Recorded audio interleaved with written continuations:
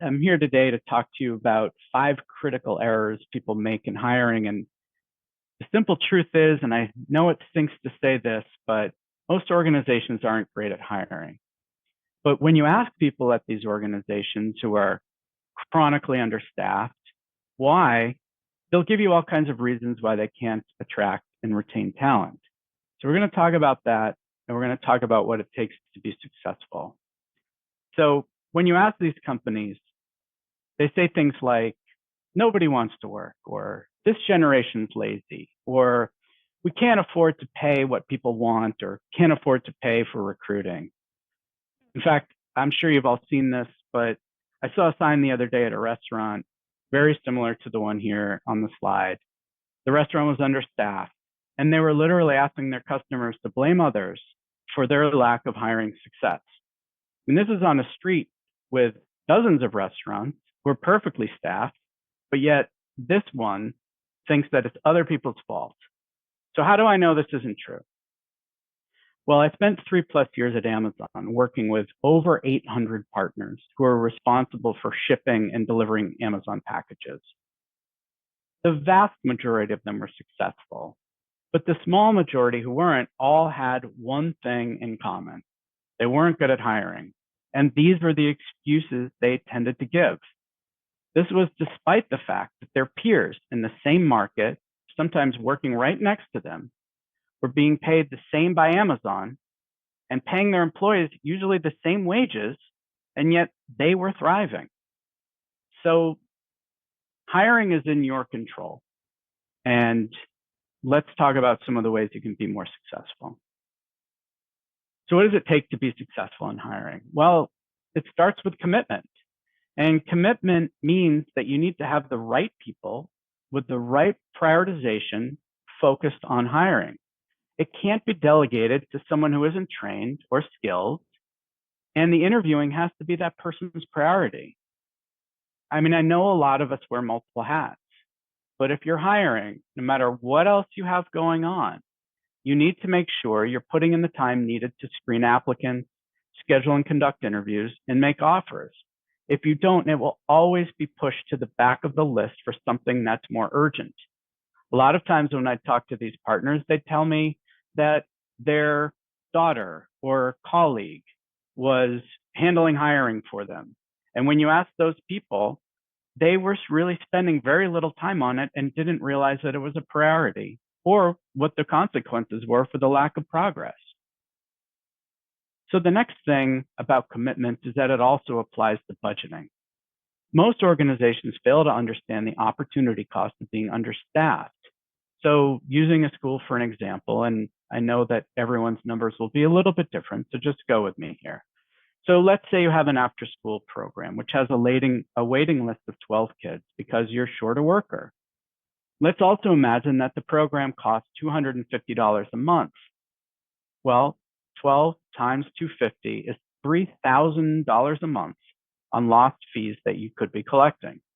And assume 10 months of school, that's $30,000 in lost fees just because you're missing one worker.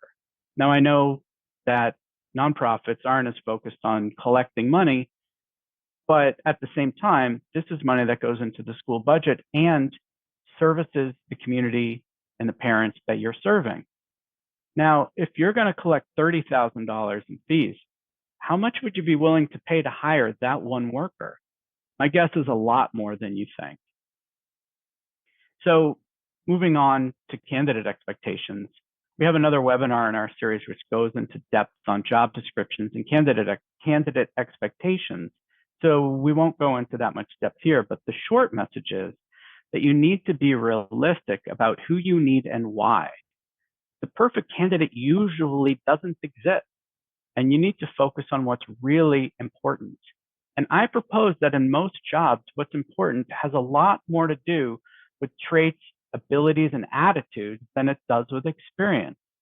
As a very short example, I saw another sign on a small retail store near the town that I live in, and it said that they were hiring. And it says, if you have retail experience, please apply. Well, this just seems ridiculous to me. This was a really small store. Are they unwilling to train an amazing person for a few weeks on how to use the register and stock shelves and work with customers? Wouldn't it matter more that the person was friendly, customer focused, and reliable? So having the right expectations is really, really important. And lastly, we have, well, this isn't lastly, we have one more example, but getting towards lastly, we have a whole webinar on this topic, so I'll be brief. But it is critical that the interview process be effective and efficient. This means that you're asking the right questions, keeping things moving quickly, and have a process that lacks bias. I highly recommend using behavioral interviews, which focus on transferable skills and attributes and significantly limits bias by scoring candidates across a rubric that tells you whether they're meeting the expectations you have or not. Lastly, now for real, and this is another thing that I see happen all the time and tends to go hand in hand with poor hiring, is poor onboarding. So your organization invested all this time and money hiring someone, and then you don't focus enough on integrating them into your company and culture. You forget that another person starting a new job has to be trained by someone who has been trained as a trainer.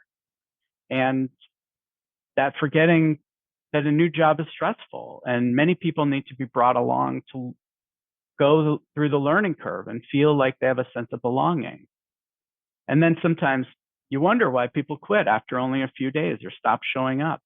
It's because as much work as you did hiring them, they never really felt integrated into the organization. So look, hiring is a challenge and it can take a lot of time and money, but if you do it well, it can change the trajectory of your organization. And having enough of the right people who believe in your organization and fit well into their roles is a huge differentiator, which almost always delivers success. So thanks for listening.